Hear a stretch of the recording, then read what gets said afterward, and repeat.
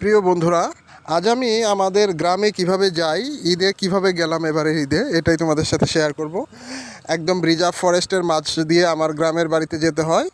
উপজেলা শহর থেকে 8 কিলোমিটার দূরে অবস্থিত। এর মধ্যে কাঁচা রুটও পড়ে, পাকা রুটও কিছু পড়ে, তবে পুরাটাই পাহাড়ি রাস্তায় বলা যায়।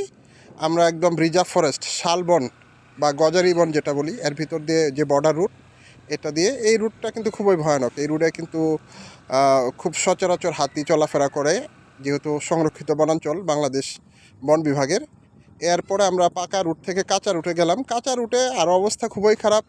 এখানে মোটর সাইকেল ছাড়া কোনো কিছুই চলে না। আমার বাড়িতে আসলে আমি মোটর সাইকেলে ব্যবহার করি, আমার গাড়ি এখানে থাকে।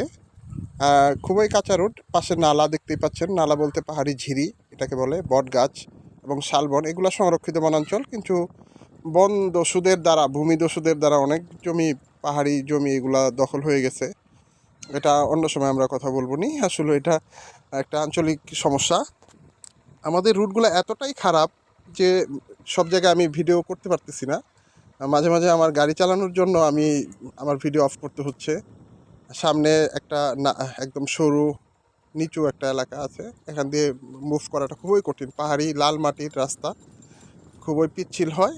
বর্ষাকালে এখানে আমাদের গ্রামটা একদম একটা খুব কঠিন অবস্থা চলাফেরা করা। তখন মোটর সাইকেলই একমাত্র বাহন হয়, তারপরেও অনেক প্যাক কাদার